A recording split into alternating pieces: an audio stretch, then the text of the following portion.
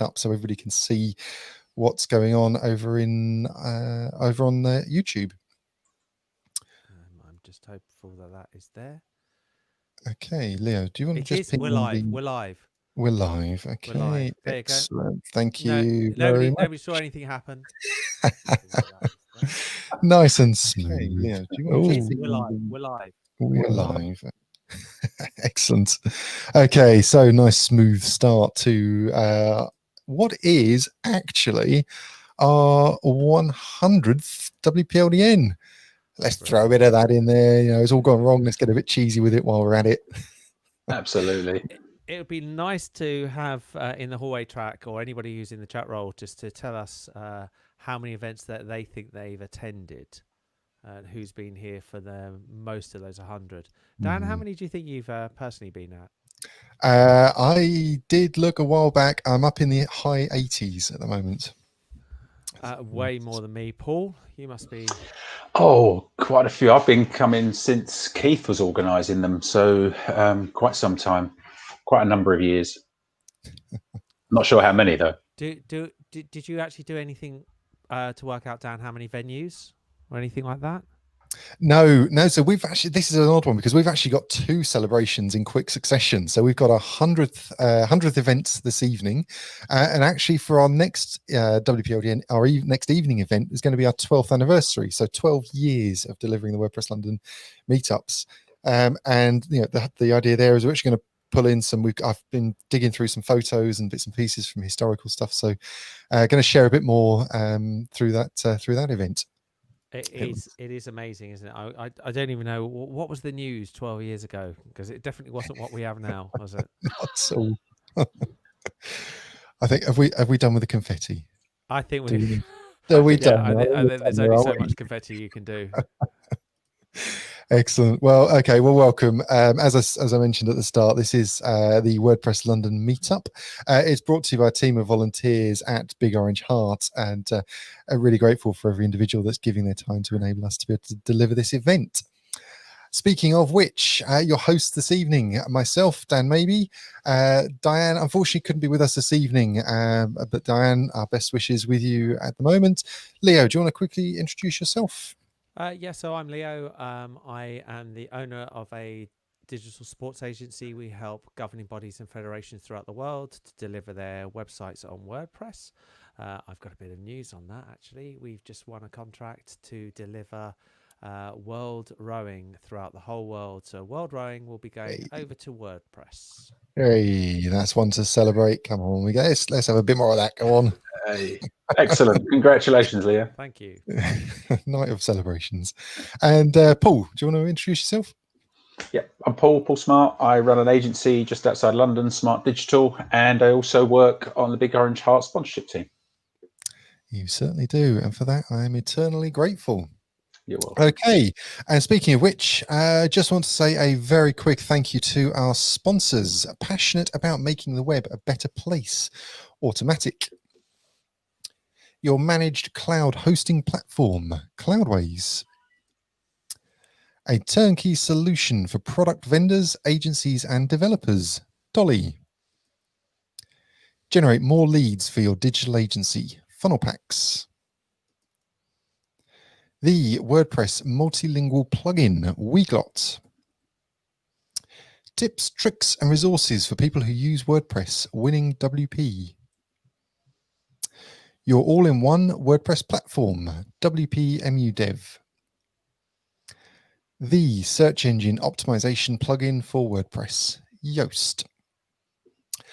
I just want to say a big thank you to each and every one of these companies. They really do enable us to be able to deliver not just these events, but Big Orange Heart as a charity. They're enabling us to be able to deliver free mental health and wellbeing support into the remote working community.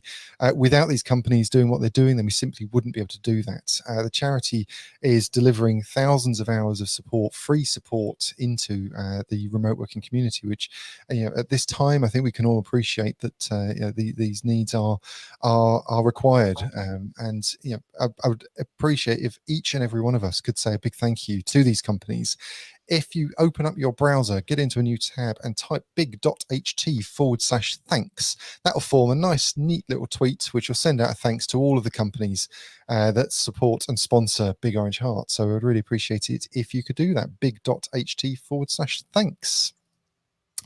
Also want to say thank you to Blue37, Paul Smart and Sotic, all been mentioned, companies that are giving time into the charity and enabling us to deliver your WordPress London meetup.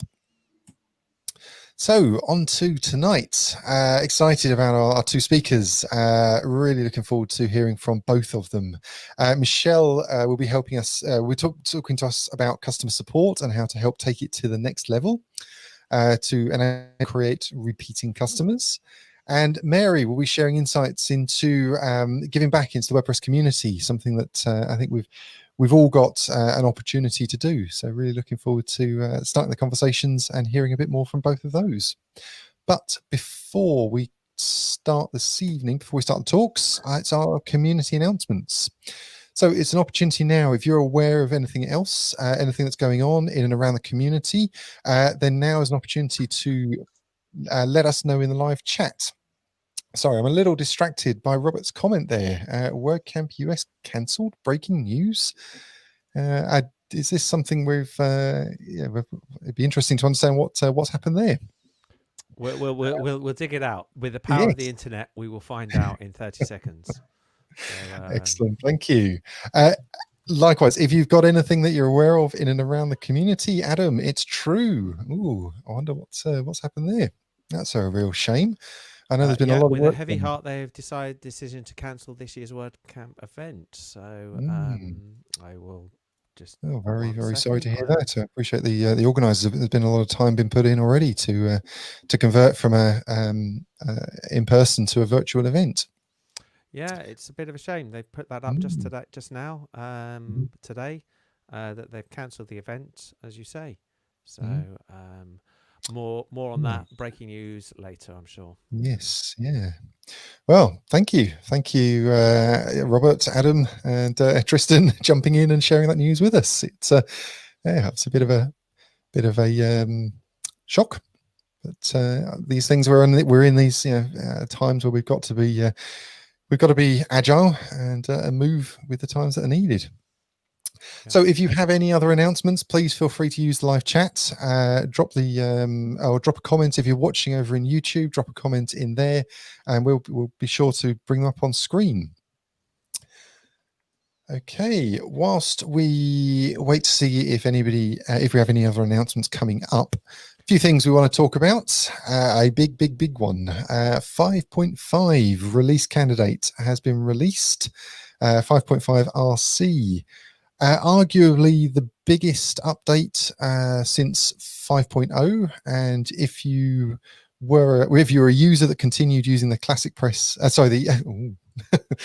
bit of a stumble there.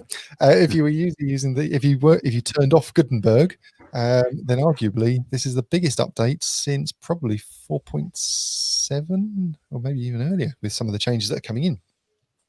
So if you're a plugin developer, if you're a theme developer, then certainly this is one to be testing, because there are a lot of changes in this one. General release up for the 11th of August, so not too much time left. Just to round off just a few of the things that are upcoming within this update, we've got inline image editing. This is a really interesting addition to the editor. I thought I think it was Yoast had picked up on when Matt was discussing this about the use of an API to be able to edit these images as well. So the inline image editor is enabling us to resize, tweak images that have been uploaded. But obviously the idea of being able to do that with an API makes it perfect for social sharing images. Upload one image, get it to the perfect size, depending on where you're sharing it. Yeah, I think this is a really interesting area that we're going to see of repurposing content, and I think this is going to be a continual conversation that we're going to be having about how you repurpose content, not just for the traditional website environment, but for other environments. And when we we won't be talking about it today, but when we've talked about headless in the past and how we use the APIs to deliver, being able to manipulate images is another element that has to be done. So it's an important step. Absolutely, yes, yep. So we got block patterns, device previews, end of block overwhelm. As, you know, quite a few big items in here. But discover, install, and insert third-party blocks. That's another big move. Essentially, the concept very similar to installing plugins, but from within your post editor. Interesting to see. So how are we we're seeing the trying- move? Are we seeing the move away from plugins to blocks? And arguably, the advantage of that is that it's a lighter piece of code potentially that just does the elements that you need at the right end, rather than a big plugin that could be containing a lot of other areas. So it'll be interesting to see how that moves. Absolutely. Yeah, I think you're right. I think you're right, Lee. I think this is going to be the start of a move towards blocks and away from plugins. Yeah, I think fortunately us three aren't theme developers, and we don't want to have that discussion. There is a move. We are always pivoting and changing how the tool needs to act and how the platform needs to respond. So this will be interesting. That's right. Absolutely. And they've also got even more. I mean, that's not the list. That's not it. And this is just a small snippet of what to expect. I mean, XML sitemaps in core by default. Some could argue, why have we not had that? Why is this? It's got a core feature.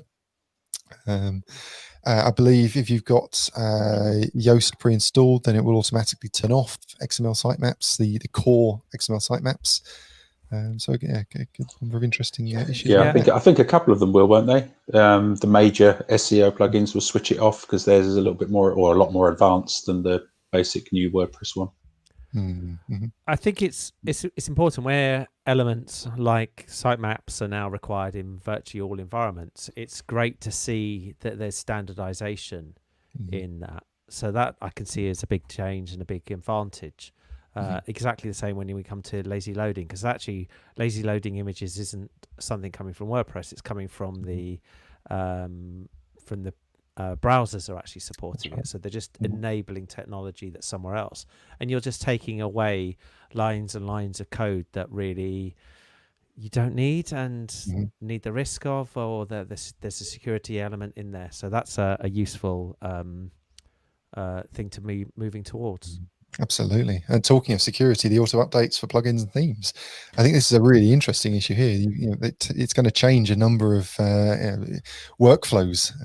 I was having a conversation earlier on, or in fact, a member of the Big Orange Heart community had actually piped up about the issue around workflows for agencies when it comes to auto updating and some of the challenges that might present. Well, I'm really interested on this one because I'm a big believer in this, but I don't want to sit here and be the only one drinking the Kool-Aid on it. And I'd be interested to hear what you and Paul think of the idea that WordPress is forcing updates, potentially forcing updates, unless you try and hide it, etc. I mean, for a long time, good thing or a bad thing? Yeah, I mean, for a long time personally, I've always been of the mindset that I'd rather have a secure site that's broken visually or functionally than an insecure site that hasn't been updated. I'd rather have those updates come through, and if it breaks, we have we use some services actually from WPMU Dev that it enables an auto update. But at the same time, it will take a backup before the update, and then it will do a visual regression. Take a look at compare it between I think multiple versions. I think the days have gone. The bad old days when you would have a Windows server that you would sit there and do an update once every year or so, and claim that each time you did an update it'll break things. I think it's important that we are moving forward. There may be the converse argument that this is something that I do as an agency owner. I provide it in my care plan to my customers. So will that be my customers saying to me that they don't need to pay? I mean, there could be a few people out there that feel like that. However, I would argue that really this is a part of your business that it's better to be, as you say, you almost sleep at night and say, I'm not going to be the one that's going to be attacked because I'm out of date plugin. In fact, you can't sit there and point fingers at me because it's doing it itself. So I'm doing it as fast as they come out, and That's that I right. think is a Yep. better Mhm. environment to be in. And maybe also it will help. Maybe it'll also force some plugin developers to make sure that what they deliver doesn't break things That's out of the right. box. Yep. hmm Yeah, Yep. it's interesting times, isn't it? Absolutely. So we've also got the option there. I don't want to skip over better accessibility. Within this, it's a lot of work is going into trying to continue and improve. So I I'm think if we grateful. did, Graham would be on our case in about 4 seconds to say that you've jumped over that one, Yeah, which I we appreciate. all know how important that is. Absolutely, yes. Yeah, I appreciate there's a lot of time going in across all the teams to try and continually improve WordPress as we know it. Of the final one there, updating plugins and themes via and uploading a zip file. Excuse me. It's kind of one of those things that you think, well, how have I survived without it? The idea of doing this. This is a really interesting one because it's almost as you say, Dan, is how did we get away without this in the past? And did we? And it's sort of like in your back of your mind, you thought you did. But yeah, we did. And Mhm. this That's is, right. yeah, I could see positives and negatives of that one because obviously uploading a zip file could contain a lot of things. Mhm. But that there must be a reason behind that it didn't in the past and that they feel Mhm. that Yeah, it's better now. that's right. And a nice one for the devs amongst us as well. The WP gets environment type function being added. So that's a nice function that is enabling us to choose the environment that the WordPress instance is being developed within. So again, a lot of potential there to change the way that development work is undertaken. Okay, so yes, 5.5. If you are a plugin developer, if you are a theme developer, it's one to certainly be testing. The release candidate is now out, and the 11th of August is the scheduled date for public release, for general release. Okay, as we know, a lot of events are moving online. The worth keeping an eye on make.wordpress.org/community/events/online.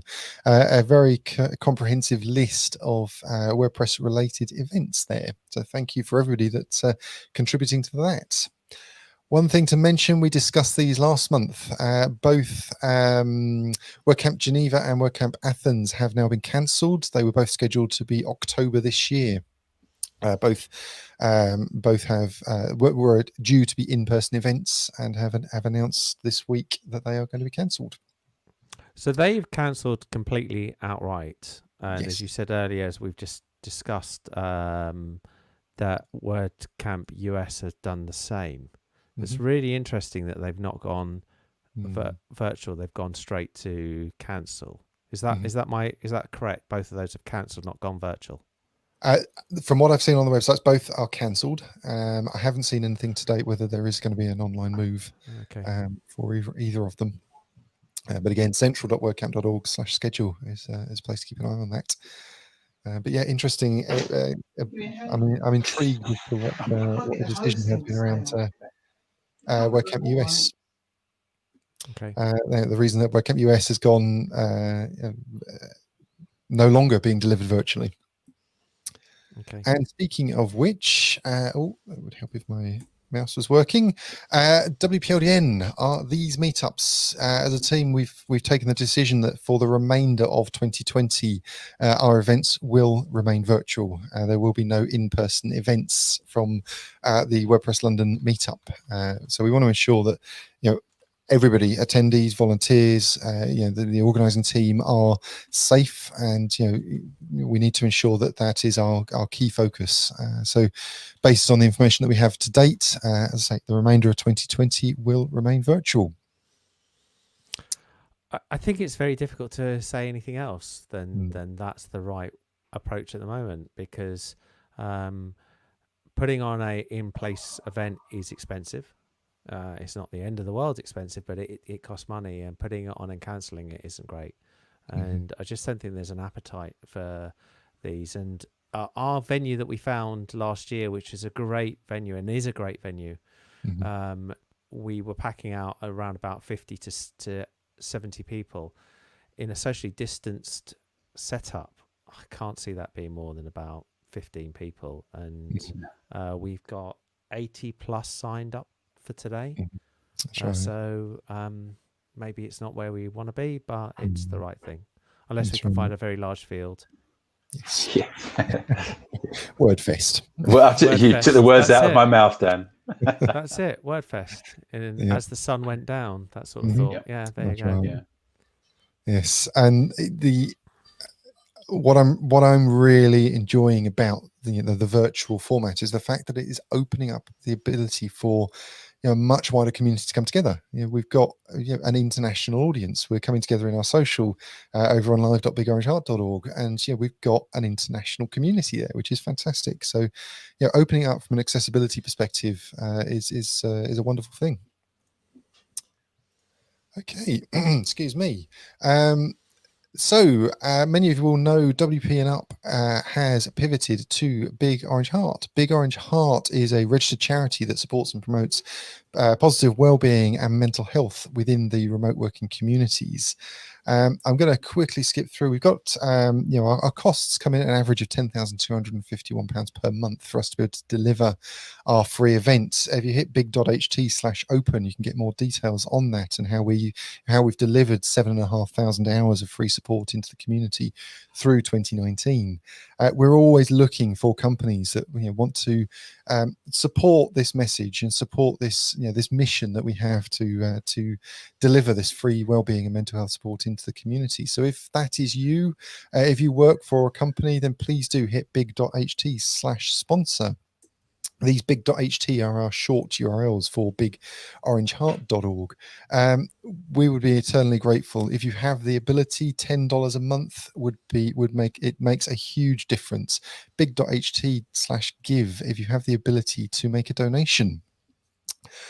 But one thing we want to make a bit more noise about, and one thing I'm going to send a tweet out right now as we speak from the Big Orange Heart Twitter accounts. We have just opened up our wellbeing and mental health survey for 2020. Some of you may remember that we launched this in 2019, and we're wanting to use this data to enable us to be better informed, to be able to deliver the right support for us, the community. So please do right now hit big.ht/2020. It will take you about 3 minutes to complete the survey. Our chatbot will walk you through. If you completed it last year, you'll be familiar with it.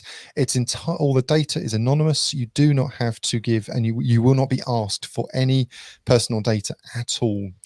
Based on the information we received last year, we saw that our community had twice the national average of both the UK and the US in terms of suicidal thoughts. Now, that is incredibly disturbing, but that information enabled us to provide further training and education into our team and provide further suicide prevention support at our core. So this data really does make a difference to the lives of our community. So please help us spread this word, help us spread this message, big.ht/2020. Okay. That is it from us for now. I am now going to invite Michelle. Let me just take some slides off and invite Michelle up on the stage with us. Michelle, good afternoon. We're in different time zones. How are you? I am great. How about yourself? Very, very well, thank you. Great. I think we have to Very well, start thank you. with that breaking news that we had, because I believe you're an organizer for WordCamp US. Yes, I am an organizer for WordCamp US. This has actually been my 4th year helping out organizing. It was a really hard decision that was not came to overnight. It was a hard decision going from having an in-person event to a virtual event in the first place, especially with it being the second year of St. Louis. We kind of already had things in place for the venue and everything else, just like what we did in Nashville and then before that in Philadelphia. But not for being saying officially on the organizing team, but just myself. You can, in the blog post, it talks about the view with the pandemic and then just the online fatigue that's happened with attendees and organizers and volunteers. A lot of people have lots of feelings for how WordCamp US, especially in like Europe and the big regional ones, should be. And really about 60 to 70% of what people say is great about those regional WordCamps is the networking, the people bonding, the feeling of it being more like a family reunion. And you can't completely get that with a virtual event. Yeah, I think our heart goes out to you on this, because I think the reality of, especially when you put in a huge amount of work, the three of us have been involved in organizing WordCamps as well. It's a huge amount of work, and it's devastating when you know that you're going to put in that work or you're geared up to do that. So I know it's very difficult for you to make an official comment, and we're not trying to push you in that direction. Oh yes, but we do feel personally, on a personal level, really, sorry, we're really devastated to hear it, and please pass our comments back to the team, and I'm sure they'll come back stronger and better, and it's going to be a great event when you put it on next. And it was definitely something that took a lot of time before the decision was made, and it wasn't really held off from the public at all either.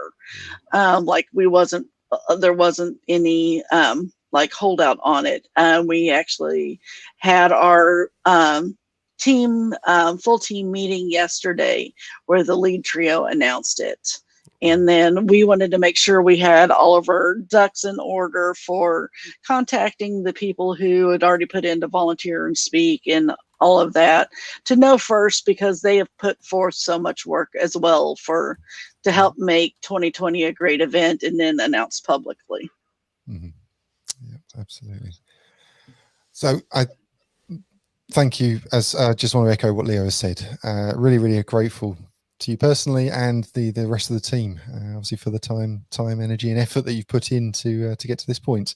And just echo Leo's thanks around. We look forward to the future. Coming back stronger, coming back bigger, and enjoying that time when we can finally, as a community, come together again. And I think there'll be a lot of hugging and a lot of tears when it comes to this lot. When it comes to us coming back together again. Maybe not hugging. Yeah. Yeah. From a socially distant hugging. Air hugs. Virtual hugs. Okay. Well, Michelle, you are going to be talking to us this evening about creating a 5-star customer service experience. I'm just going to pull up your slides on screen. There we go. We are going to duck out now, and we're going to hand the stage over to you. If anybody out there on live.bigorangeheart.org has any questions, Michelle is going to be running a live Q&A at the end of the session. So please do drop your questions over in the live chat. If you're watching out on Twitter or on Facebook or on YouTube, again, drop the comments in, and we'll make sure those questions are asked at the end. Michelle, thank you very much. Over to you. Thank you so much. And also, I'm going to start with a pro tip that Dan and I learned on Tuesday.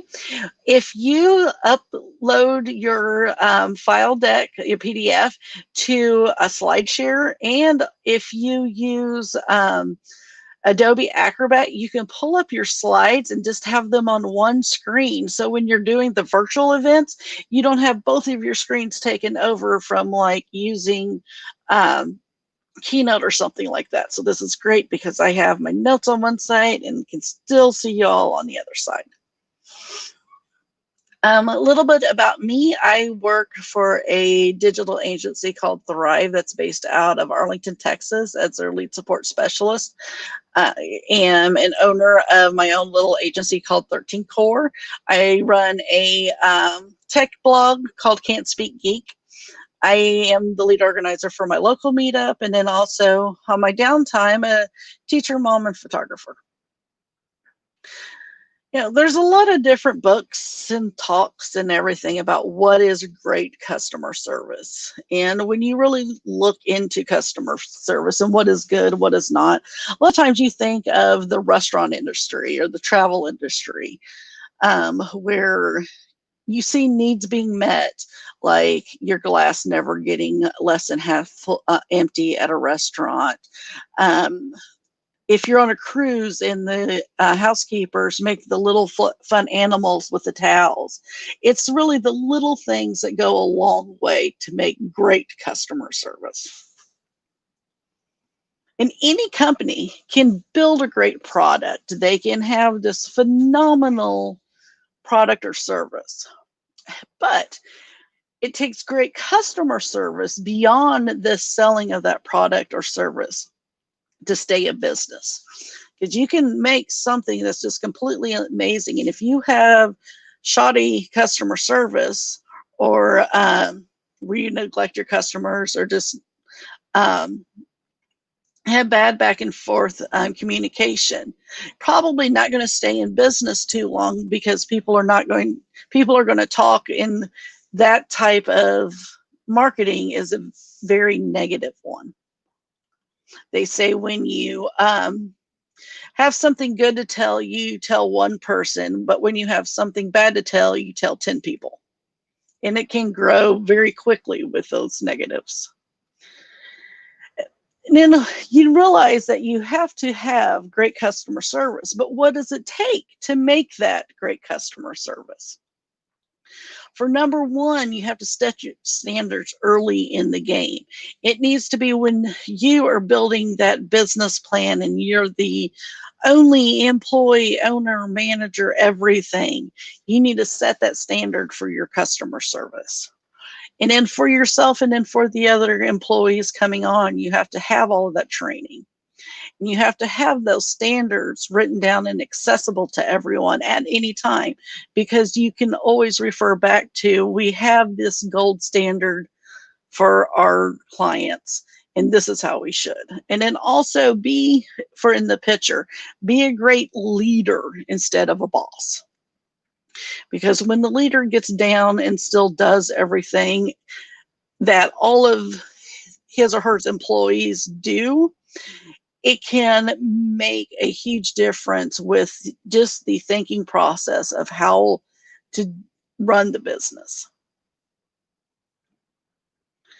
And then there's 6 considerations of a quality company. Is that if it has a systematic approach for achieving the key success factors. Is it driving employee empowerment and innovation?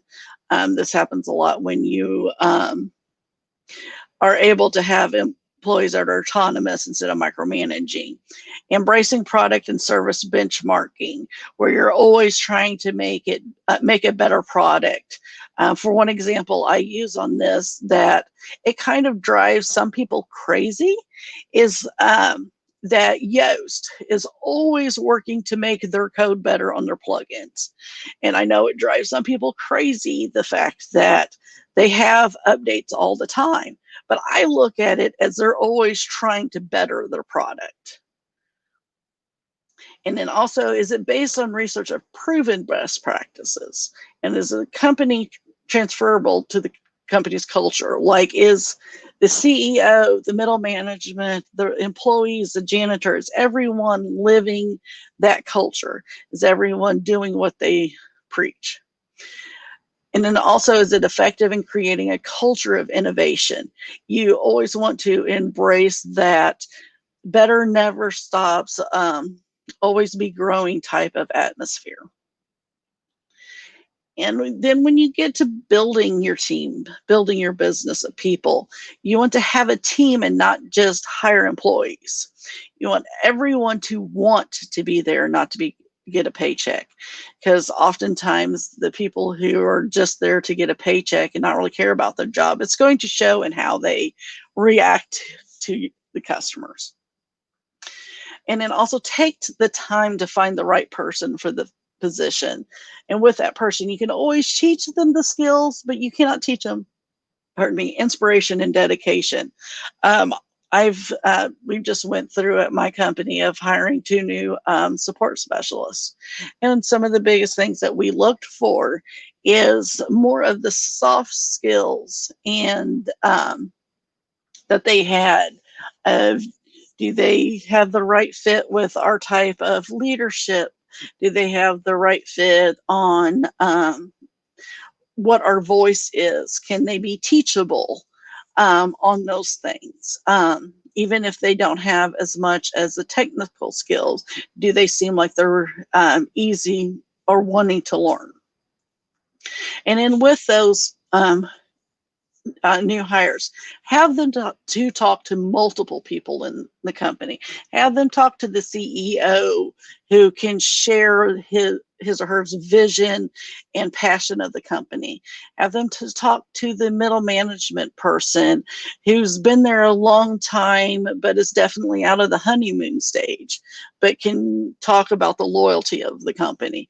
And then also talk to the last new hire to show why that person chose to work there and why that person feels it was a great choice. And when there's all of those different aspects coming in, it helps for to build that company culture from the start.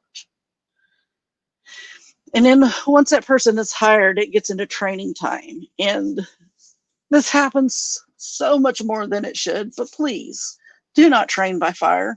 Don't just throw them in there and say, have fun, bye. I've had that to happen in a number of positions I've held, and it just doesn't set the new hire nor that department up for success.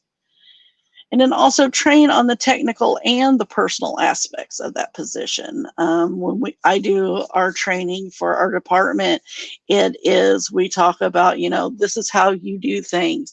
But also, if you have a client who's like this, you can do it this way. And then also giving them the option to make the best choices for what they are handed to them. And then give time for the appropriate training. Sometimes there is such strict of, you've got 2 weeks for training time, and then we're throwing you into the wolves and it's sink or swim. Some people, it takes a little bit longer to learn. Some people are really fast at learning. Some people need just a little more, a little less hand holding at the let go moment. Work with the person and not just a specific timetable. And make sure the trainers know the job they are training others in. I've seen this really be bad in retail and tech jobs, of where someone is training them and has never actually did that job because they just like moved sideways in management, or it had been so long that they have done those particular jobs. They've just kind of forgotten what it's like to be a new hire. And then for employees and managers with their team, happy team members will go above and beyond their minimum standards. Probably seen on Facebook and Twitter of the meme that says, people who are empowered will always do more. And respect goes both ways, especially in this day and age. The whole respect your elders, respect the people above you has really changed into more, I'll respect you if you respect me. But it's always just a good way to live life, of respecting everybody, and that the janitor is just as much as part of the company's team as the CEO, because everyone has a spot at the table. And engage in a department. If you are in the more management roles, make sure you're reaching out and saying hi to Cynthia and happy birthday to John and congratulations on the baby, Janice. One thing that I always found neat was Walt Disney himself would walk around the grounds of Walt Disney World and Disneyland and would pick up trash and throw it away. And he would greet a lot of his employees and the visitors to the parks, and that he was really one who got down and engaged with his people and rolled up his sleeves and joined the team to make it a success, instead of being the type of manager boss who'd be like, oh, I see trash there, go pick it up. And then the great leaders take the time to ask and then to also listen. Oops, sorry for that noise. Going into effective managing, there's 12 different elements that a company should work for every day and strive for, to make sure that the team is fully involved with the company, because that heart and passion and sense of family and belongingness to the company and to the team will show off in that customer experience.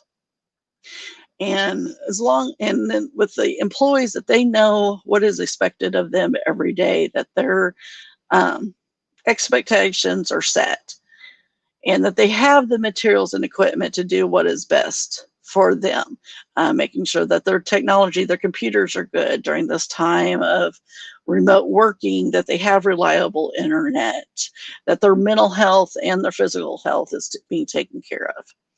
And in the last 7 days, that they feel at least once a week that they have received recognition or praise from someone at the company, and that their supervisor, or just anyone at work, shows that they care about them as a person. That brings in the whole family feelings. There are people at the company who encourages my development, that wants everyone to grow, and that their opinions count, and they know the mission of the company, and that they feel that they are part of that mission, and that everyone is committed to doing quality at work, and that they have friends there. And then also talk about progress for the individuals and the team to grow, to make everyone better. Oops. And then provide what is needed to succeed at the company level, so that the employees can do their job well and build those customer experiences. And that involves making sure that the technology is there. And then a big one is giving trust to your employees, that they will make the best decision with what they are given. That helps out so much with giving that power to your employees to be able to make those decisions to help the customer experience. Hold on 1 second. Sorry about that. I forgot to turn my notifications off. One thing with like this is say there's a customer client who has went over on their hours, that person can make the choice themselves of, can we give them a little 30 minutes so we can get this project done, or do I need to go back and tell that client, no, you need to pay for the extra half hour, to make those decisions themselves. So it also speeds up time, because if you have to, that employee has to go to their manager to get permission, to go back to the client to let them know, to let them make their decisions. It saves on time and gives more trust between that employee and that client customer to get things done. And talk with the team to ensure that there are positive work environments, that their needs are being met. Make sure that you are on that level with your team, that they can come to talk to you at any time. And then always look to improve. Take out that because this is how it's done approach, and let everyone speak. For example, with that being like having weekly or monthly meetings of reviewing the processes, and let everyone pitch in to say what they think that could be done better, because sometimes the people who are in the trenches but on the lower end of the hierarchy scale can come up with some amazing ideas. And then, as our science biology class in school taught us about with the scientific equation, we also have the quality improvement equation, which is kind of the same of identify, analyze, come up with solutions, pick the one you think is best, do it, and then evaluate, rinse and repeat. It's that scientific process can be handled with anything in life. And then also know when you are, especially the owner of a business, it's very hard to say, but it's frankly not about just you. It's about providing that service or products to others. It's about every person who walks through that door or sends in a lead to you about the services. There was a John Wayne movie called McClintock that came out probably before most of us was even born. I know definitely before I was born. And he and a man who becomes his son-in-law are standing over a hill and looking out and talking about the fact that John Wayne is able to work for himself. And he says that it's not for him, that he works for every person who walks into a butcher's shop and asks for a slice of beef. And growing up on that line has really sank into me on what it's about to own a business and to help take care of your customers. And any company can be considered a 5-star business if they perform like it. And that is setting those standards, meeting those expectations, and having a great customer experience every single time. But you wonder, how can you create that experience every single time? It's actually fairly simple. Number one, be nice. Even if they come in angry, yelling, screaming, be nice. It's just like the old Roadhouse movie with Patrick Swayze. It's really just that simple. Being nice can completely change a client over, because they might have just had a complete horrible day, and you standing there smiling saying, "I will help you," could be the change that they needed for that day. And be welcoming. Keep the door wide open. Always be available to talk to your clients. There are some clients out there who do a mix of talking professionally and a bit personally because they might not really have that many people to talk to. And it's especially important in this world where we do have a lot of physical disconnect with the coronavirus. I have one client of mine who we anytime we have a call, it ends up being about 60% professional, 40% personal, because we've just built up that, communication. But just always be available when you are available. Don't let them push you over and saying that they can call you at like 9 o'clock at night because they want to change a sentence on their about page. But always be open during your business hours. Always be available to help them. And be knowledgeable when you talk to the customers. Know what you're saying. Now, that doesn't mean you need to know everything about everything. It's okay to not know about something, but be knowledgeable enough to tell that client, I am not sure, but I can help you find the answers that you need. I can contact people who know more about this for me. It kind of goes along with doctors. You kind of have two distinct types of doctors you can see. You have the one where you can go see them and they want to act like they know everything about everything, and sometimes will misdiagnose you. And then there's some doctors who are humble enough to go, that's not my expertise, but I can help you find a doctor who it is. And you want to be the latter, where if you don't know the answers, you want to be able to help them to find what they need. And then also be a listener. Learn exactly what that problem is and make sure that you know what they want by the end of that call or the end of that meeting. So when you go back and you have to tell the developers or your support team or your social media specialist or whoever that is, that you have all of the questions they're asking to get to the solutions. If need be, like when it comes to being a listener, is to record the meetings with their permission or write down everything so you know exactly what it is they're requesting.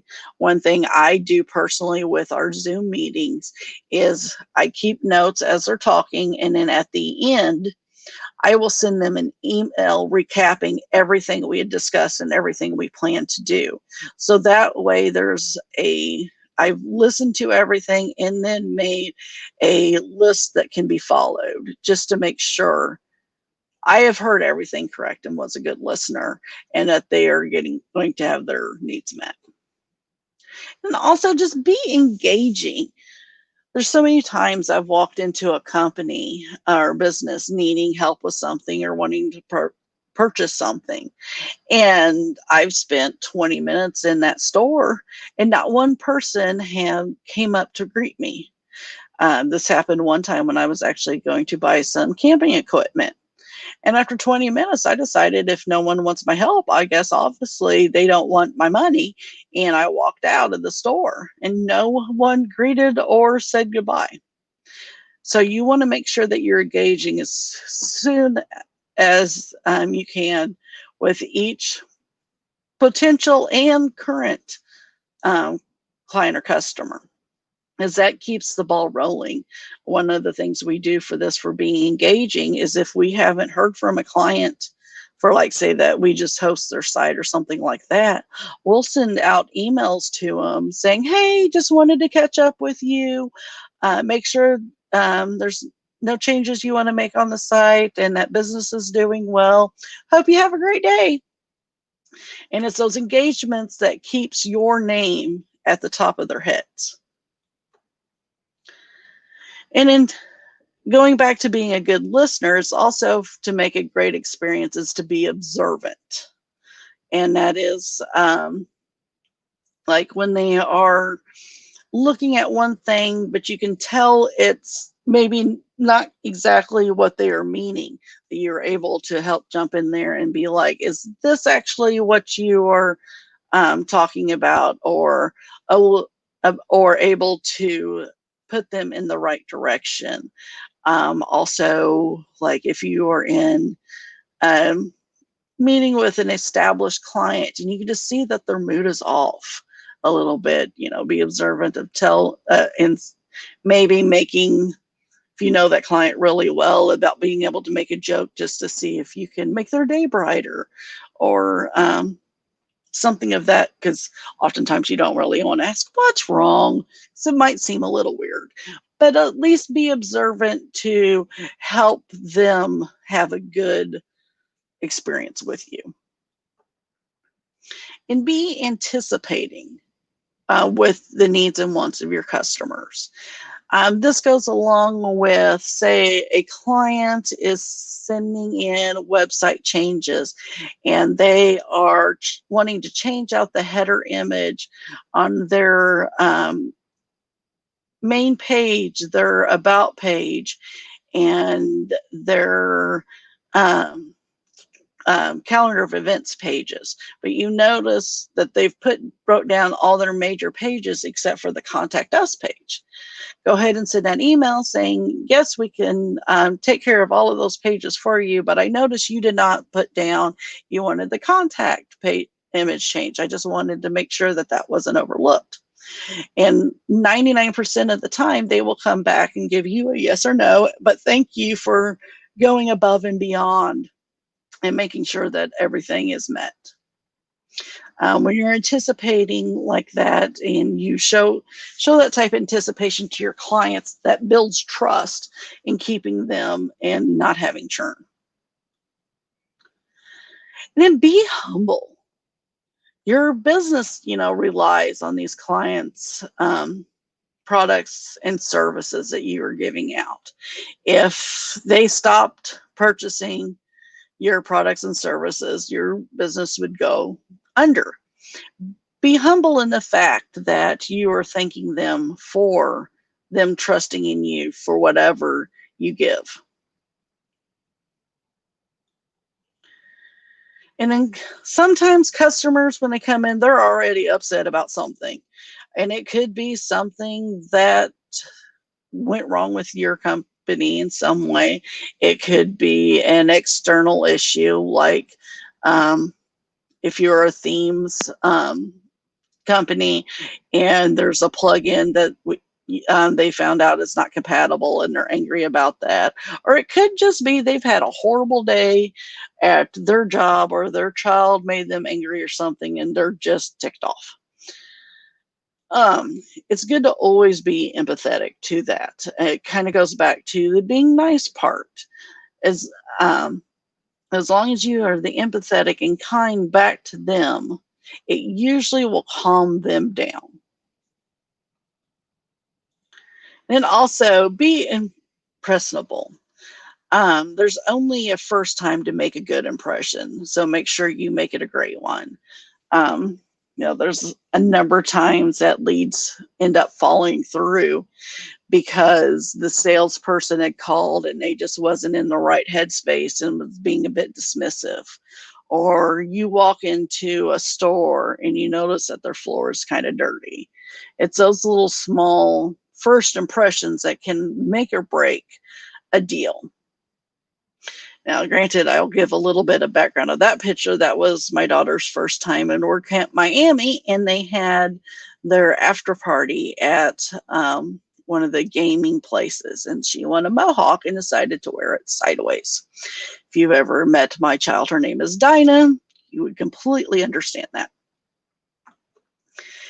And then when you're excited about something, be memorable with it. You showing your expressions and happiness or sadness with that company when you are vested in with helping them succeed. And those memories that you put in will make a lasting impression. It will help to keep that client on because they know you are vested in making them better, making them grow. And from the CEO to the janitor to the support person to everyone in between, again, let everyone have ownership. Let them be able to make the best decisions they can with what's provided for them. I'm very much of a person who likes to minimalize the standing over someone's shoulder approach to, life. I love having people to be autonomous, but also authentic enough that if they do right, they'll talk about it. But if they do make mistakes, they will own up to them as well. And then for the last thing to do is, things might not always go as planned, but make sure you're accommodating to those. I had a client at a former company I worked for that it just got to the point that that client was not a good fit for the agency. And instead of just severing ties, being gone, pretty much divorcing that client, what we did as the agency was we helped them find a new agency to work with, set up the meeting between the client and that new agency to make that first connection, and then did the handoff. So even though we fired this client, it was still a good customer experience because we were able to accommodate them to someone new and to show that we were grateful for what they did to trust us with us, even though it was just not a good fit. And then with that, since I ended up on kind of a little more down but happy note, always make it a positive experience when you do let the client go. And then does anyone have any questions? I think I can Michelle, stop. thank you. Yes, thank you so much. Just so much in there, so many good things, and so many things you could just apply to life in general. I mean, it was absolutely fantastic. Yeah, and I did kind of forget about one picture being in there that I did see before we switched over into our actual meeting room, that Adam Warner is a part of the WordCamp London today, and that wonderful picture of him from WordCamp Chicago a few years of being memorable. There was so many friends in amongst your slides. It was absolutely fantastic to see. Thank you. I think that's the thread that runs through it, really, is that the night to be nice pays back. And I think that's really what I was taking from that. And as you say, if you act with your customers in the way that you want you want people to act with you, then you're going to get the positive experience. And I think it's a really interesting talk that you gave there. Thank you so much. It's actually one of my favorite ones that I do tend to sometimes get a little more passionate than normal with and go a long time talking on. So did your daughter want to go back to WordCamps? Yes, she actually loves them. She was very bummed that WordCamp Grand Rapids was canceled because she has gotten to be in good friends with Topher and Kate DeRosa's two daughters. Okay. As a matter of fact, those three were on that Youth of WordPress panel that was at WordCamp US last year. Yeah. Topher was actually in the chat earlier today before he disappeared off somewhere. So we did see him briefly, which is great. I mean, we were talking about this earlier in our thing about how these meetings are now enabling people from around the world. And as Dan said, watching that, there's lots and lots of pictures of people that you sort of wish we were seeing again. But there you go. I think there's a couple of questions that come in there. Am I right, Dan? Yeah, we've not so much question. We've had so let me pull this one up. Fergus, training on the personal and technical side of the job, so true, but rarely happens to the company's detriment. It really winds me up. This is such a key issue, isn't it? Enabling people to train. One thing that it's made it just really in the forefront for me is, as I mentioned before, that my company, we just hired 2 new support specialists in my department. And I was looking at our training that we had before into what we wanted it to be with our 2 new ones. And I completely just click delete on our old training and just completely rebuilt it from the ground up. So it incorporated all the technology stuff of like working with teamwork and sending to the developers and all that kind of stuff, but also like writing a voice guide, writing a set of expectations that shows the expectations of what each employee can expect out of the team, and then also their leadership. And just kind of a department guidelines of how we just do things, and to how to handle people and what to do if your mental is on you one day. And we wanted to make sure we were just covering all bases. And I'm thankful to say I took vacation last week and came back, and they'd only been there a little over a month. And I was just blown away of just how already implemented, invested they are with our team. They were already doing things organically that I was planning to talk to them this coming Monday about starting to do. Amazing. It's enabling your staff, enabling your team to take responsibility is such a key issue. And I think you also touched on you never know what you're dealing with, do you, in relation to your customer? You don't know what experience they're having that day in that moment, and it can be quite challenging, can't it, in terms of trying to deliver support or trying to communicate with the customer. You may face somebody who's angry or somebody who's upset, and you just don't know what's happened elsewhere in that day, do you? Our 3 main focuses are be autonomous, be accountable, and be kind. And not in any particular order, but that's just how we just run everything, and it seems to work. Mhm. Excellent. It's just there's so much to take on board, isn't there, when you're delivering customer service, when you're supporting customers. It's such a wide-reaching role, and you need, it really does come down to people, doesn't it? Yes. Looking after people. And I think that's the thing, isn't it? Now we've moved from an environment where it was delivering a goods or delivering a service, and the service was good enough. And now it's the reality is that the service is never good enough if the people that are delivering it don't put empathy in it and don't deliver and make you happy. And we're behind you in this country against in America, where the have a nice day sort of approach has never been sort of our mantra. But I find myself, if I sit there with somebody who gives me good service and I thank them afterwards, find out their name and just say thank you, the difference that I know they walk away and go, right, that's going to make a better day for them and a better day for me. And it's like adds 10 seconds, and I hardly ever talk anyway, so adding 10 seconds is a good thing. It's really, and it can just a smile and just the words, I can help you, can completely change a whole conversation. Mm-hmm.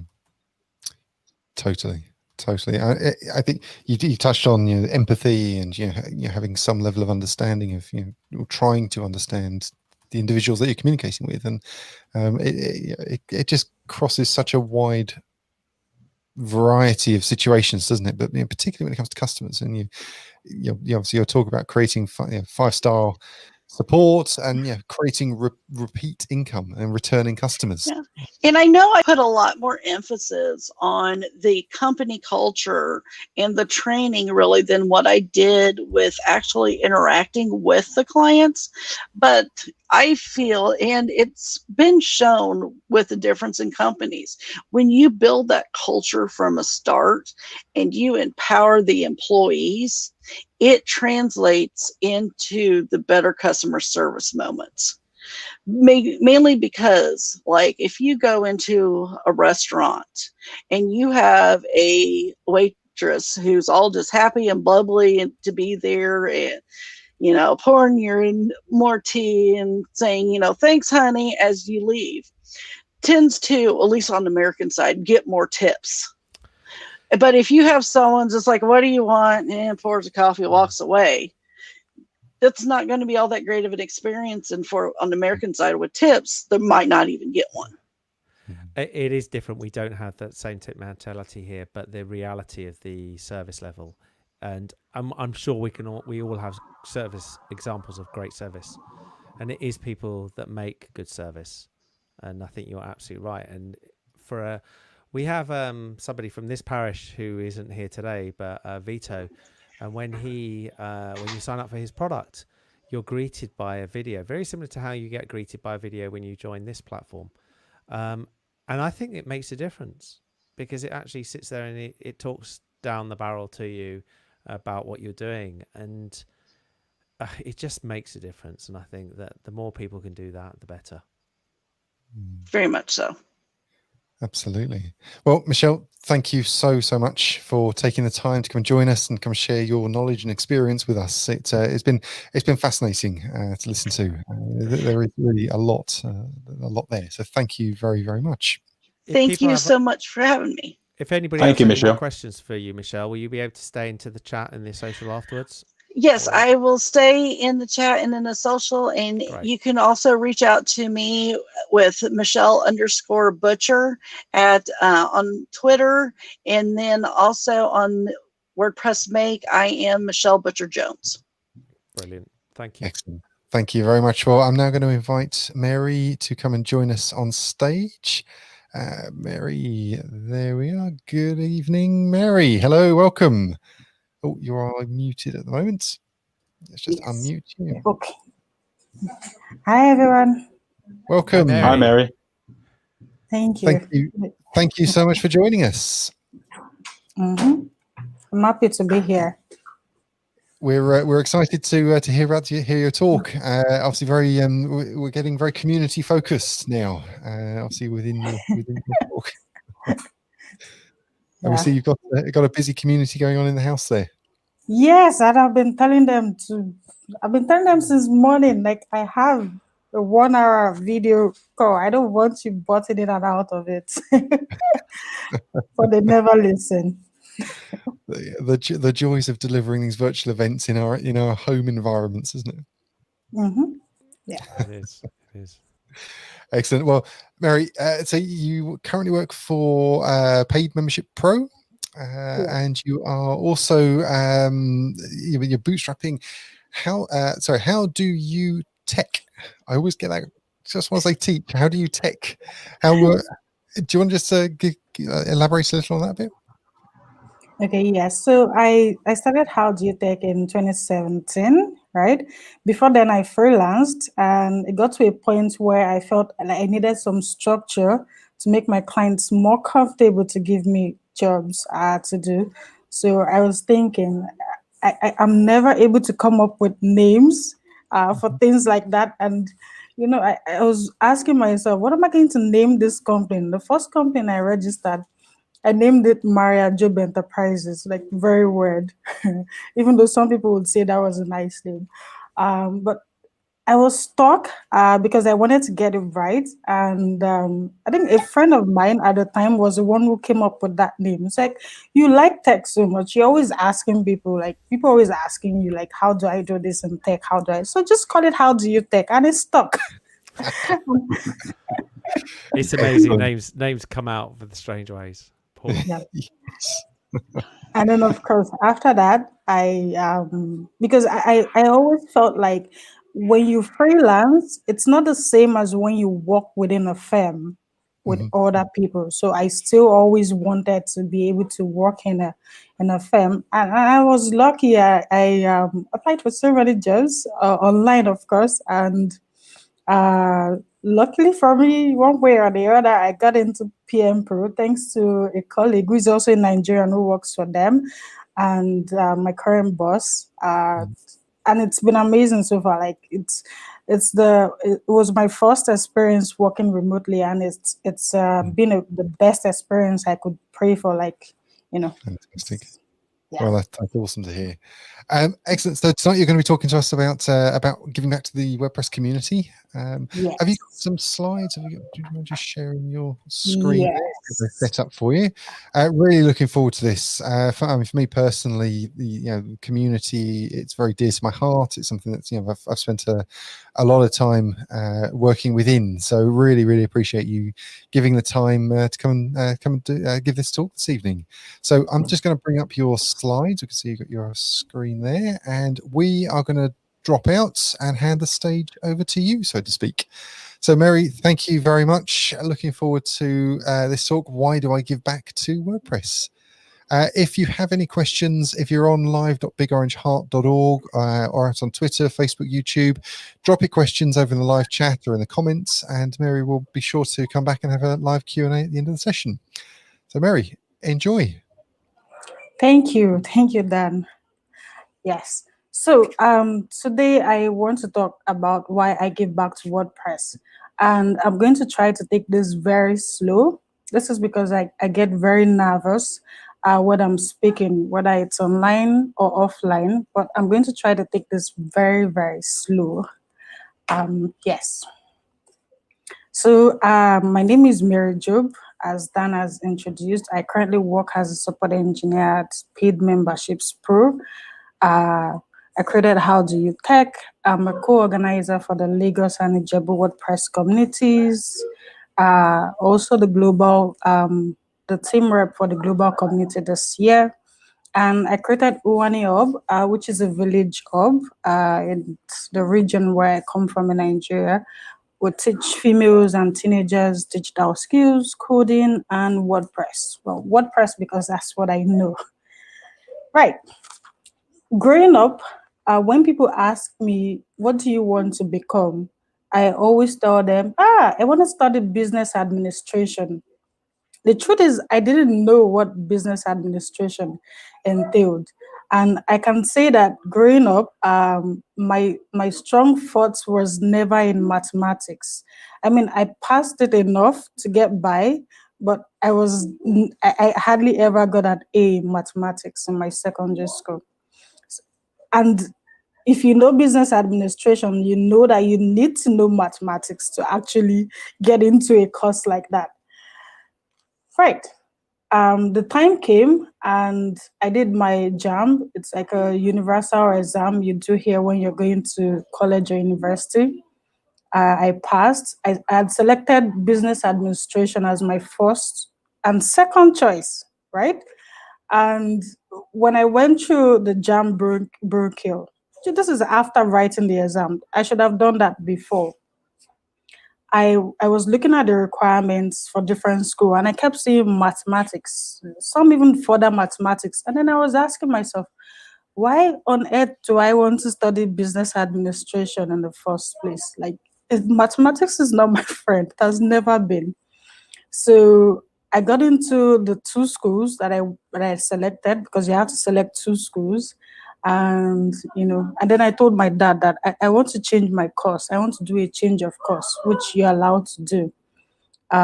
So, and then he kept asking me, are you sure you want to change your course? Because all the way back, if you ask me what you want to study, I'll just say business administration. I ended up changing my course to philosophy because I saw in the brochure that it didn't require, none of the schools required you to have a distinction in mathematics. It was mostly a credit, yes, some even a pass. And to be honest, I got a pass in mathematics when I did my final high school exams. So my chances of getting into business admin as one of the top students they would pick was very slim. And that's how I ended up studying philosophy, which I didn't regret, by the way, because growing up, I people always said I was philosophical. I don't know why. And when I read what philosophy entailed, I was drawn like, oh wow, this is very interesting. Why didn't I think of this course in the first place? And that's how I ended up studying philosophy. Another thing I thought was I wouldn't have, by studying philosophy, I thought I wouldn't have anything to do with mathematics. Like, yes, mathematics, I'm done with you. Same thing with marketing, because to me, marketing was buying and selling, and I suck at buying and selling. I tried it once. I ended up going into debt and had to work to pay back what I owed. So for me, marketing was a no-no. Mathematics was a no-no, or anything that had any semblance of mathematics. And yes, another thing I wanted was to be an HR professional, right? Which is why I wanted to do business administration. And in 2012, because I finished school in 2009, went for my youth service in 2010. It's a national program compulsory for all graduates. And after that, I came back home and I got a job in a hotel. That's where this first picture is from. I was a receptionist slash secretary. Yes.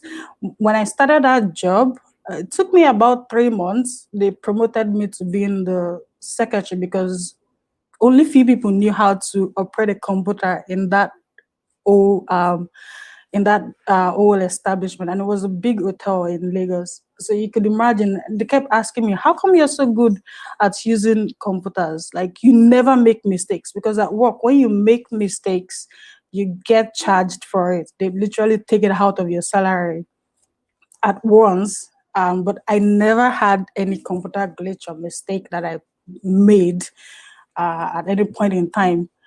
So I got promoted to being the secretary. So I was spending time as a receptionist and then switching with the person who was then secretary every 2 weeks. We're doing it 2 weeks on, 2 weeks on. Even at that time, I still thought I was going to be an HR professional. I registered for this Chartered Institute of Personnel Management. If there's one thing that I know that I've always wanted, it was to manage people. One thing that I knew that I could do very well.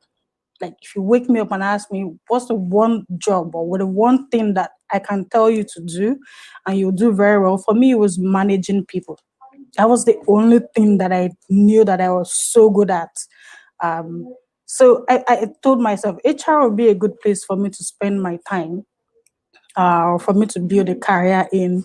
And because I love wearing skirt suits, I always pictured myself dressed up and strutting about in a big firm like that. So that was what I wanted, right? But where did I find myself? I found myself searching for a place to write my thoughts, right? Because I had trouble expressing myself growing up. I think this is about the first talk that I would be giving, and I would be speaking this slowly. I'm usually very fast and so nervous that I just breeze through the whole talk. But today I told myself that I wanted to speak really, really slowly.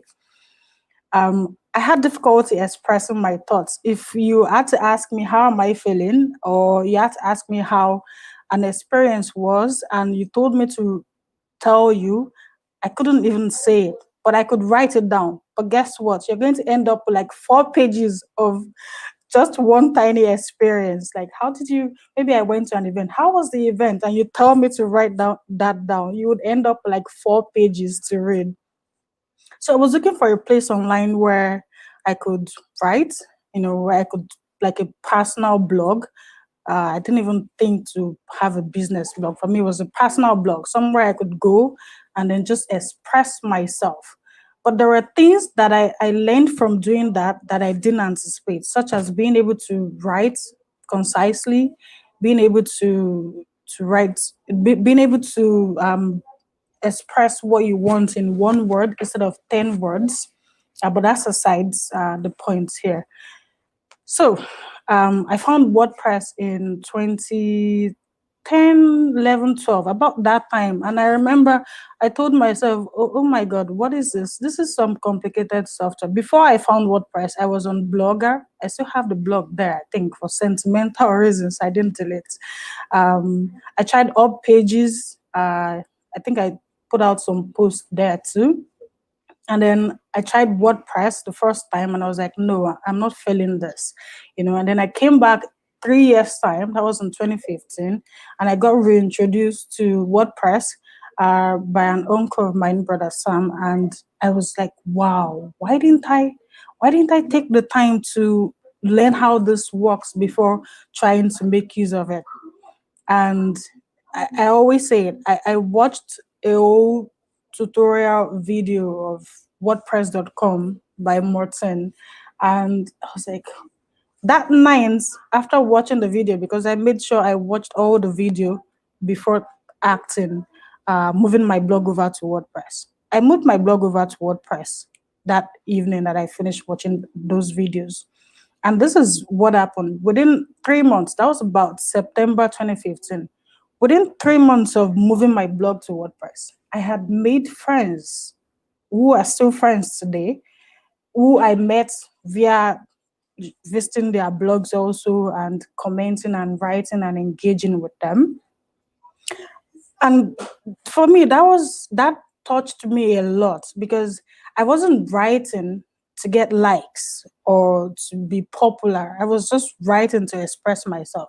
And here on WordPress.com, I was meeting other people who were also writing and expressing themselves and, willing to engage, not minding where you're from, and making friends and being friends outside of WordPress. That was one thing. Another thing was I saw the same 2015, I saw a lot of people on the internet, especially on the Nigerian scene. They call themselves infopreneurs. They were basically go to Google, get an information that people want, repackage it into PDFs, and then sell it to other people as online trainings, And whenever I saw those trainings, I used to think, oh my God, this is you could easily find this. So a little background. Before 2010, I started browsing at cyber cafes in 2002. I mean, back then, chances are you were never going to find a female in a cyber cafe. Like, what would you be doing there? But I literally spent all my feeding money going to cyber cafes between 2002 and 2010, because I had gotten into college for a diploma first, and then I went for the degree in philosophy. So I spent 2002 to 2006, no, to 2008 in the university at the strike option, which is almost normal here in our schools, where the teachers go on strike for maybe a year.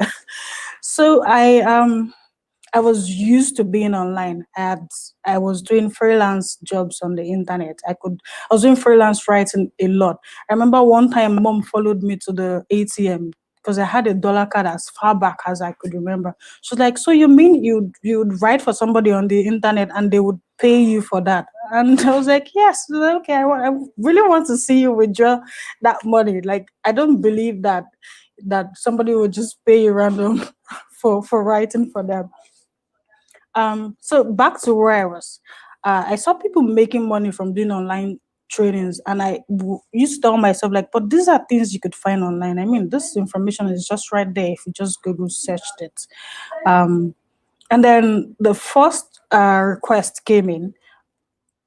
Then, at that time, BlackBerry Messenger was still reigning. I mean, no, there was no WhatsApp. Maybe there was WhatsApp, I don't know, but BlackBerry Messenger was the cream of messaging apps. It was what people used. So whenever I published a post, I used to broadcast on BlackBerry Messenger. It was easier to broadcast, not WhatsApp where you have to create a broadcast group. And there was this woman that she was a Nigerian, but she was living in the UK, and she needed somebody to manage a site for her. And I didn't even know that there was something called self-hosted WordPress sites because I was just writing. She was like, "Oh, I like how your blog looks. Would you mind checking out our site?" I think they were hacked at the time and they weren't able to fix it. So I started Googling. If there's one thing I'm very good at, it's searching for information. If it's online, I would find it. It's getting information, useful information, and putting it to good use. So I started digging. Oh, WordPress, what is that about? And then I started searching, and I started learning. And then I started learning what domains were and what hosting was. And another request came to build a site, and I'm like, okay. I remember the first site that I built for that person. I didn't make any money because I didn't know what I was doing. I bought this hosting, it didn't come with email, and then the person was like, "Oh, I need to have a company mail," and then I went to buy email service somewhere else. It was a learning period for me, because that's another thing that I do very well. When I'm given a task, or when somebody tells me to do something, I make sure that I go above and beyond to get it done. If I know that I can't get it done, if it's beyond me, then I would let the person know. But if it's something that I feel like, yes, I think I can do this, which is almost for everything. So yeah, and then I started learning what domains were, what hosting was, and the likes, and that's where WordPress got me to. It got me to a stage where, remember, I said I had been on the internet since 2002, but frankly speaking, I didn't know what the web was or how the web was built, right? Because all I was interested in was just writing on the web. It wasn't. I didn't think that I was going to be interested in and knowing how the web works. But WordPress got me to that point where I started learning, okay, so how is the web built? How does it work? How does it work that you just put in a site address and then it takes you to the site? What are sites really? What are IP addresses and the likes? How do we communicate with these computers? How do the computers communicate with the internet? Yeah. It also got me to the point where right now I'm getting paid for the time that I spend on the web. Now, between 2002 and 2015, I say 15 years, I spent all of those years thinking that I was going to be some HR professional in one firm.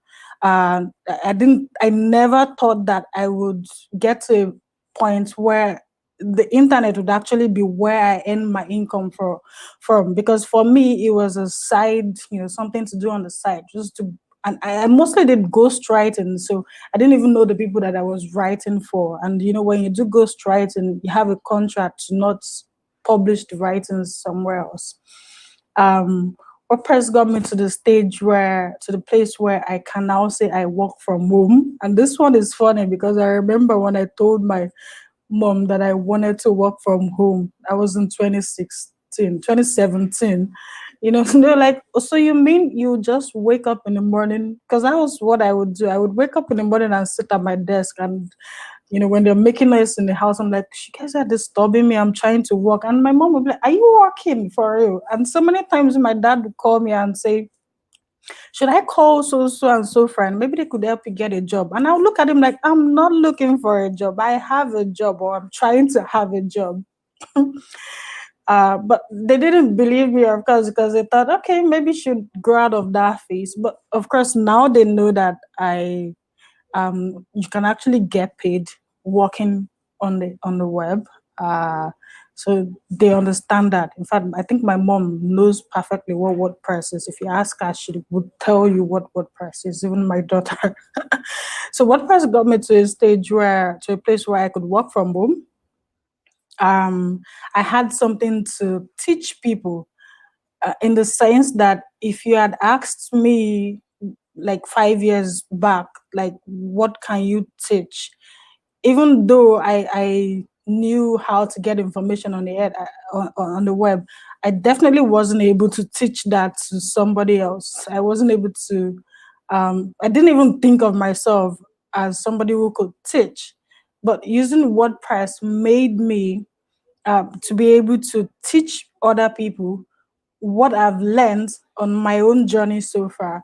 And I remember there's this lady in our Lagos community. One time she called me and said, "Mary, I think you act so much like white people. No offense to blacks. So when somebody asks you a simple question like, how do you get clients, or you literally download how the process that you use for your business, like, aren't you supposed to like not tell people how you do all those things?" Now, but for me, I saw it as when you share knowledge, it expands. It doesn't. I would explain it this way.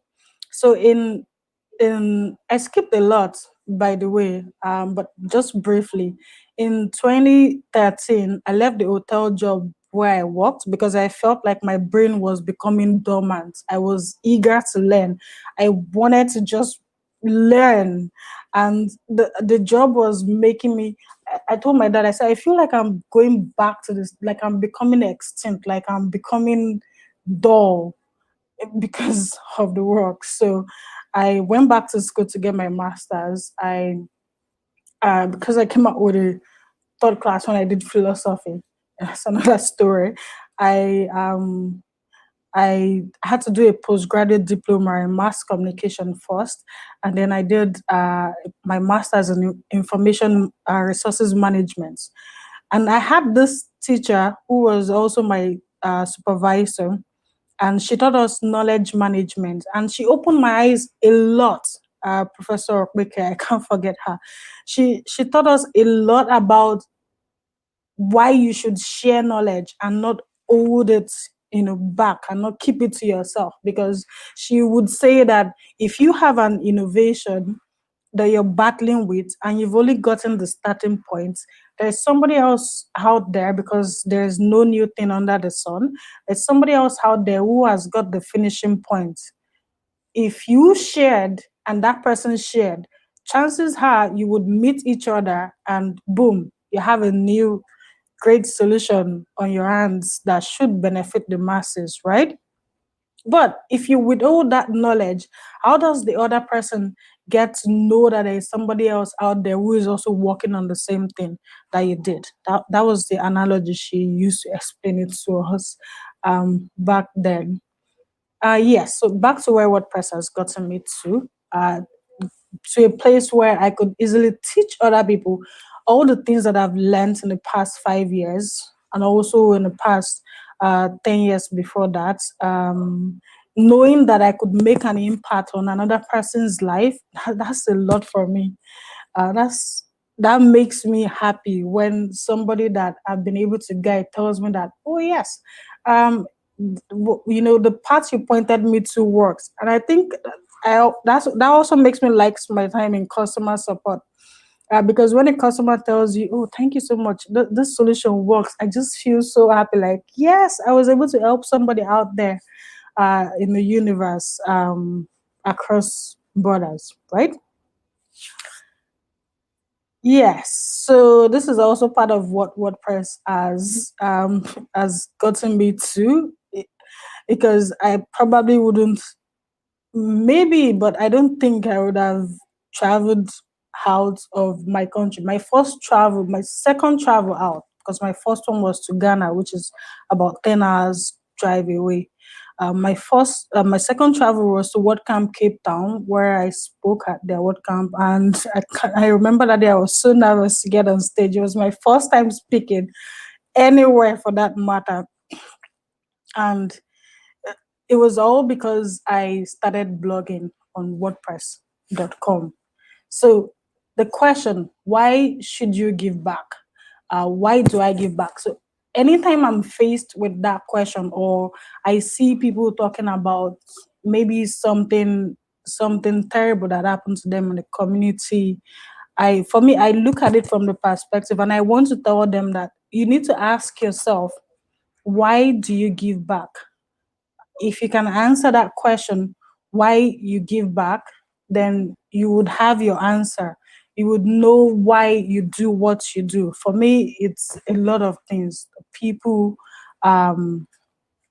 yes. So I wanted to share this. This is one of the reasons why, I don't know, I have this love relationship with WordPress. I don't see us breaking up anytime soon. These are the four freedoms that WordPress embodies, right? To run the program for any purpose. And this is how I relate it. It has given me the freedom to use the software to publish my thoughts, making me a better writer, making me a better person, making me a better communicator. Yes, because my last job before I decided to work from home, remember I mentioned at the beginning that buying and selling was something that I would go into depth if I venture into a business like that. And my last job, my last physical job, was in an automobile firm where we were selling brand new cars. So you can imagine somebody who had trouble selling, say, this remotes for $1, and then being told to sell a car for $10,000, which was the least. Yes, back then it was the least. Telling somebody to sell a car for $10,000, that was a huge leap for me. And everybody would say, "Oh, Mary, you're so good at marketing." And when they're saying it, I'm looking at them like, I hate marketing. I don't want to be a marketer. But the things that I learned while writing on WordPress and why building sites for people, because essentially when you're learning how to build sites for people, you're learning how you want to make that site useful for the person you're building it for. You want to be able to advise them on how to make sure that their site is useful and functional, right? So apparently I had been learning skills that I didn't even know that I was learning. And I remember at that car firm, before I left, I believe we sold over 13 vehicles, because I used only 3 months to work at that firm. We sold over 13. And every time I would ask myself, like, how did I pull this off? Some of the cars were 20,000 euros. How did I pull this off? Like, I have no idea. But I know that it is because of the things that I had learned in the past that I was able to excel at that work. And I remember when I said I was leaving, it was a auto shop selling Kia vehicles. They had reached out to me from the Kia head office asking me, "Why are you leaving that firm?" Oh, and I told them, "I'm sorry, it doesn't align with my personal goals anymore." So WordPress has given me the freedom to use the software to publish on my blog, to learn how it works. I mean, if you tell somebody who has never used the internet before and say, set me up, build me a website or set me up with a website, there are so many stages and processes in between that if they don't know, they might end up spending way more than they should, like I did when I first started. It has given me the freedom to give back to my community. With the village hub we run here, where we have the coding summer camp and we teach WordPress and digital skills to students from public schools who ordinarily don't have smartphones in their houses, much less internet connectivity. And seeing them being happy whenever they come over here before the pandemic, of course, it made me feel some sort of joy, some sense of fulfillment, because these kids will walk up to 5 kilometers just to come to our hub to interact with us and learn something about the computer or the internet. It has also given me the freedom to teach others what I have learned. Like I said, when somebody gives me feedback and say, oh, you taught me this or you guided me through this, and that was a very good one, I feel very, very fulfilled. And of course the freedom to get paid, because that bills would always need to be paid. Even if you're volunteering, you still have bills to pay. So WordPress has given me that as well, the freedom to get paid. Breathe. So there it is for me. When people say, why do you give back? I always tell them, look at all the things that you have gotten from WordPress. When you think about all of that, and the most important part for me is the community. The community that I discovered when I started blogging, just writing, meeting other people who probably weren't deep into WordPress, and because of a Disney TV show. Please don't interrupt me again. Thank you. I lost my train of thought. But for me, giving back to WordPress goes way beyond what oh my god, these kids. It goes way beyond doing it for somebody else. For me, it's about the people that I get to meet, the people that I get to interact with, to build relationships with, to talk to. And I would say the pandemic has even made it's almost given us like a community without borders, because now we talk more online. We get to see a lot of people that you don't know what they look like on normal day. So I would end my talk with that, because these kids have made me lose my train of thought to end with what I want to end with. But there you have it. Thank you very much for listening. Beautiful, Mary. Thank you so much. Beautiful reasons for giving back. Just, I think, a fantastic place there to wrap up. It's obviously challenging times, isn't it? Trying to deliver these things from our home environment, but obviously beautiful reasons for giving back to the community. I really love the why you're wanting to do what you're doing. So thank you. Can you, Thank you, Dan. Mary, can I ask, you. you mentioned a little bit about the community and the community where you are. Can you just give a little bit of an outline for those of us who don't know, including myself, what the community size and where and you're involved in? Well, yes. So I joined the Lagos WordPress community in Nigeria, and I remember because when I joined, we had 147 numbers, 147 members. That number is stuck in my head. And I believe today we have over 3,000 members in that WordPress Meetup group. And so, because I at the time when I applied for the to be a co-organizer for the Lagos community, I wasn't living in Lagos. I was living in Ijebu, which is about 2 hours drive away from Lagos. But they said because there was already a community, that why don't I join that community? So when I came back to Ijebu and Lagos community was thriving. There were other people to take up the mantle when I wasn't there. So my brother applied for a community in Ijebu because I also introduced him to WordPress. He's a farmer, so I told him you should always blog your farm produce or whatever you do on the farm. So we started a community here in Ijebu. Ijebu is a smaller community. I think we have about 200 members. It's a much smaller community. But so I co-organize for the Lagos when I'm there and for Okay. Ijebu WordPress communities. So excellent. Would you, what advice would you give to somebody that's considering, starting a meetup or starting to build a community? For me, just as I said at WordCamp Europe, if you're looking to start a community, one of the things that you should make sure that to do is to treat the community not like a personal movement. Mm-hmm. I think that helped us a lot in Lagos because I created a Gmail. I uploaded all the photos. We actually have a photos album where all the photos from the first to the last meetup, we put it there. Mm-hmm.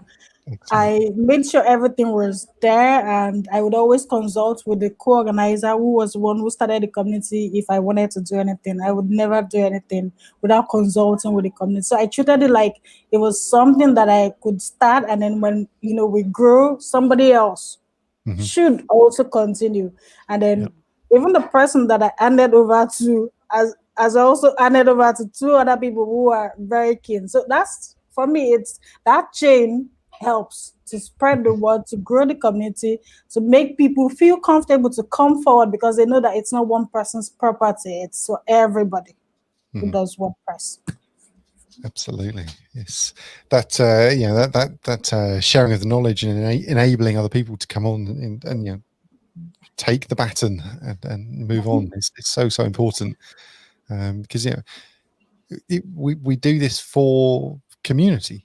We don't do this for self, do we? We do it for the Yes. the wider community. Because there I are think so that's a many really other good- people sorry. out there. Sorry, Leo. Yeah, far There away, are so Mary. many other people out there who don't know, and when you do it for the community, they then know and they are brought into the light. Please stop it. And Uncle Leo.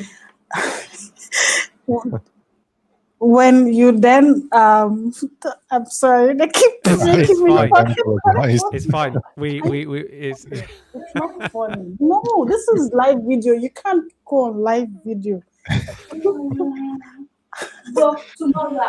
we've We're had all far worse. adjusting. Normally there's somebody walking along with a cat, so that's that's what happens in most of these.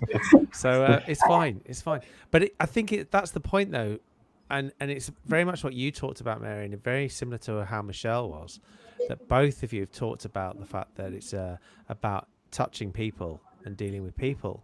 And while you can sit here and say that what we are dealing with is WordPress and it's a product, I think that's not what it is. I think we would all have given up on this as a product a long time ago if there wasn't a community. Definitely.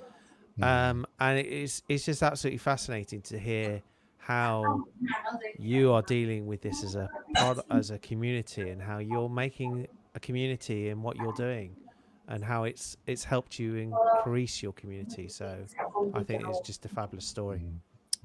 It's fantastic. Thank you, Paul. Mary, we're incredibly grateful for you giving your time. Really appreciate everything that you're doing for the WordPress community, everything that you've done, everything that you're doing, and everything that I'm sure you will do going forward. It takes individuals such as yourself to enable us to be able to have the community that we have. So thank you. Really appreciate your time. Thank you very much. I'm sure these children are about to send me away from here. There's a show they watch at 9 p.m. and they've been telling me to look at the clock. I think you've done well to last that long. We're going to wrap up now. If you're able to, you're obviously more than welcome to come and join us in our social, which we'll be heading over to. I'll join you from my bedroom. Yes, sure, sure. Excellent. Well, Mary, for now, we'll see you in a few minutes over in the show in the social. Thank you. Take care, and we'll speak soon.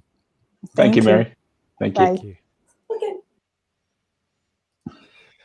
Okay, well, yes, life in lockdown, trying to deliver a talk, presenting many challenges as but such an important topic, community. Yeah, we wouldn't be here doing what we're doing right now if it wasn't for community, was it? You know, there's the whole purpose of this is us coming together, being together as a community. So it's a really important topic, and I I appreciate think it is. And I think if you just look at the names and the people that are on here and the people who have communicated and said, I know this is WordPress London, but reality is we're meeting and greeting and talking to people throughout the world. Yep. And that is, it's just such a vital experience at the moment. right. And sometimes it's technical and sometimes it's community. And it's that Yeah, mix. absolutely.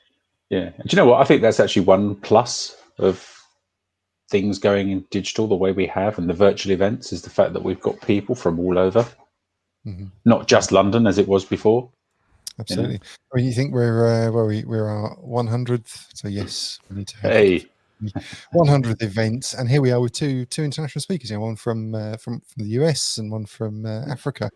So I mean, it just goes. It really is demonstrating. You know, we're opening up so many opportunities here, and yeah, it's wonderful. We're used to our WordCamp community. We're used to our Meetup community being able to come together, and you know, we've got to try in some way to hold on to that, you know, that magic that we had, because it does it does feel like magic to some degree. You know, those times that we have with the community. I think if we even think, and you said that you were going to be doing this a number of years ago and that you were going to be having a community meeting with people throughout the world and you're going to do it all from here, you would have been said, no.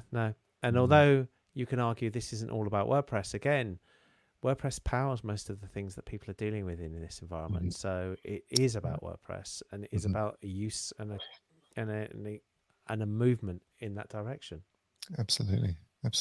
I think what Mary picked up there on about the four freedoms that, you know, the WordPress is built around. You know, it's so important, isn't it? You know, this is built around freedoms. And, you know, let's continue that. So with that, let's wrap up and let's connect with the rest of the community over in the social.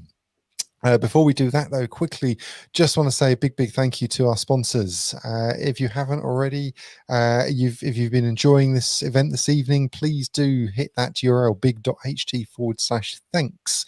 It'll put together a nice little tweet so that you can then send out to thank all of our sponsors who are enabling us to be able to deliver not just the WordPress London Meetup, but Big Orange Heart as a whole that is supporting the remote working community. We are continually looking for your feedback. You know, as we've been talking about this evening, it is about community, and you are the community. We need to hear from you. We need to understand what you want as a community. So WPLDN.UK/feedback. We would really appreciate understanding what it is you're looking for. Upcoming events. So our next one, how on earth are we in August? How has that happened? Our next event, WPLDN Daytime. So these are shortened versions of the event that you've just participated in this evening. So these are on the middle of the day UK time, so 1 p.m. Really happy to announce we have Abba Thakor going to be speaking at the next event on the 13th of August. Can I just clarify that? You said it's a shortened event and we're having Abba talking. That's right. Yes. It's going to be fantastic. I'm in trouble now. I know I'm in deep trouble for that comment. Yes. But yeah, no, really looking forward to it. Abba's going to be talking to us about you know, how can we use closed captions on our video to reach a wider audience. Then our next evening event, 27th of August, which happens to be the Thursday before the bank holiday, I believe. It'd be great if you can come and join us. We will be opening up the registration on meetup.com on the WordPress London Meetup page. and then head back over to live.bigirishheart.org to join us. Speaking of which, we're going to head over to the social. If you are in live.bigirishheart.org, at the top of your page, you'll see a link that says social. Over there, you can start or join a table. You have the ability to open up, create your own tables, move about, have conversations as you wish. You're not stuck within one space.